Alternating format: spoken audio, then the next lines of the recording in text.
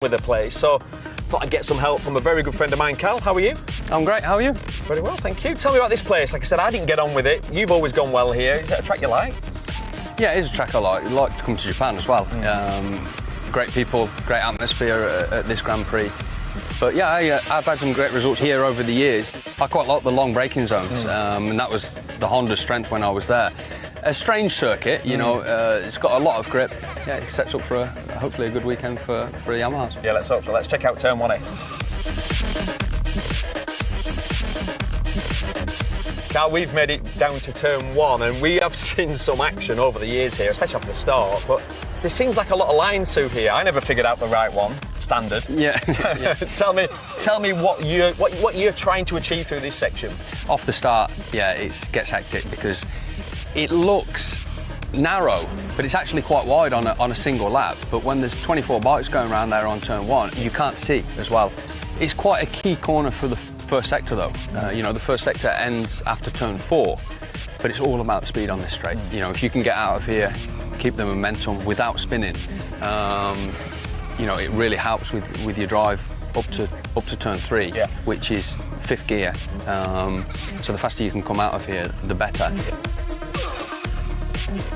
Cal, we've walked round to turn 8, and actually looking back, you've been mistaken to think we're at Mugello. This track has got a bit of flow to it. Yeah, you know, from turn 6 there is a fast 4th gear, flat out, halfway around the corner, to 7, 3rd gear in turn 8. There is a flowing part to it where the Yamaha really used to excel. You know, if the bike's turning well, it's a great sector on the bike, but as you said, elevated all the way up to turn 10, actually. You're climbing the whole way up, and as you know, on that back straight, down the hill is a really steep hill. So you sort of see how much you're climbing up all the time, but a good sector, a sector that's enjoyable if you can get it right. Well, Cal, we've come to the last corner, and it's a tricky section. Talk me through that one. This is a lot tighter than what it looks even now. I would say 70k an hour on a MotoGP bike, something like that, but it's so tight and massive lean angles to get the bike turned in the faster corner back to here, and the big drive onto the straight. But you always see some last lap lunges on the change of direction here, which is great. Or you always think you can do it, and then you get there and think, actually, I won't try that. But a good sector, but very, very difficult to get right, and a lot of time to be gained running through this first left-hand corner. Cal, we know obviously you're wildcarding here this weekend. You tested here, well, a few months back. What's the goal for the weekend? Is it more about testing, or is it about the result? Yeah, no, it's about testing. You know, we needed to use this as an extra test just because we haven't been riding so much. I tested here in August, and the track condition was really bad. 67 degrees track condition, and only me on the track alone. It's really difficult to do like that. So it's going to be funny with 24 bikes on the grid riding around and seeing other people. But yeah, it's just about trying to get some more information, eliminate stuff for next year, and say what's positive to maybe we can keep for next year. But yeah, I'm looking forward to being back on the grid. Oh, super. So are we. Hey, good luck, mate. Cheers.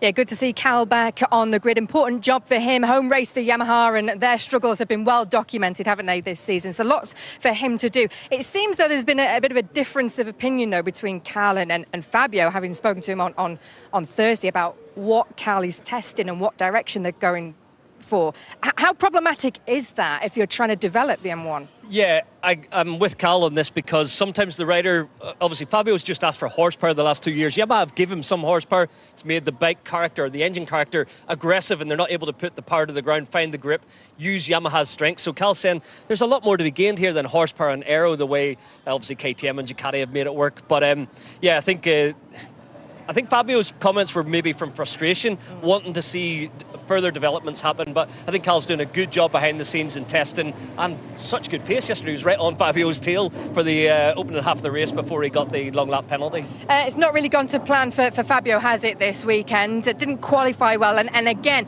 had a big crash on Friday. Was suffering a little bit, but it wasn't. It was a Saturday to forget for Fabio, wasn't it? Yeah, just one of them tough ones. We've seen a lot of those this year, haven't we? It doesn't always go according to plan. I think what we saw, I mean, look at that crash. It's a really strange one. The issue with this track, it's such a heavy braking circuit that every now and again you can get a little bit of binding, a little bit of front brake drag. So basically it comes out of turn 5, second gear, third gear, fourth gear, quick short shift, but there's no weight on the front because you're accelerating. He's out on the curbs as he then goes to aggressively turn it into turn 6. There's no weight. It's like the front wheel's spinning a lot slower than the rear wheel, and it just literally face plants. It was about 120 mile an hour crash. And do you know what that did? That took all the momentum out of the weekend. And it's almost all the momentum he gathered and brought forward from India. And then he's on the back foot. And like you said, I mean, he beat Cal by 5 seconds, and Cal did the long lap penalty. I mean, Cal weren't far off beating him. So fair play to Cal, but definitely a Saturday to forget for Fabio. Yeah, definitely. Wasn't a good qualifying for him. Messed up the first corner in the race. Did go P3 in warm-up though this morning, so we'll see what he can do a little bit later on.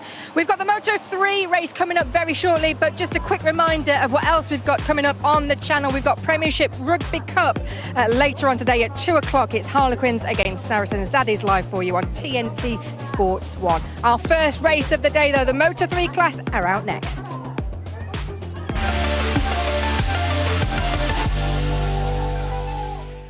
Carroll Nash Insurance sponsors MotoGP on TNT Sports.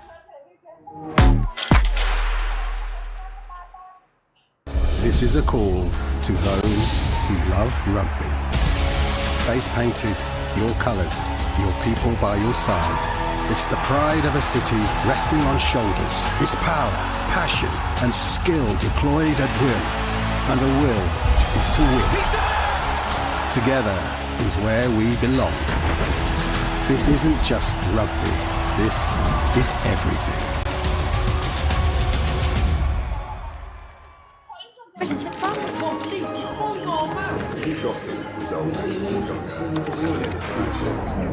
Who you got next?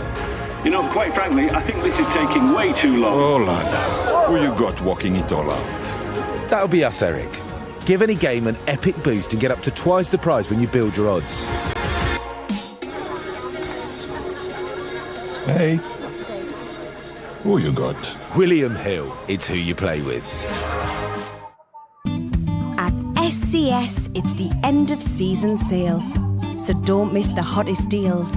Like the Theo sofa, now less than half price. Or take it easy on the floor for only $9.99.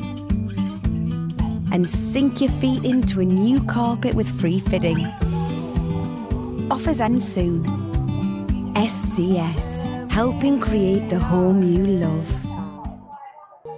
Welcome to Sapphire. We take pride in being a fully regulated clinic, holding ourselves to the highest standards. We're not here to get you high. Pipes are not our cup of tea. These brownies, they are just plain, regular brownies. You can trust Sapphire for expert and reliable guidance. Interested? Search for Sapphire Clinics online to find out more about booking a consultation. At Explore Learning, we believe in learning for life. Because you're not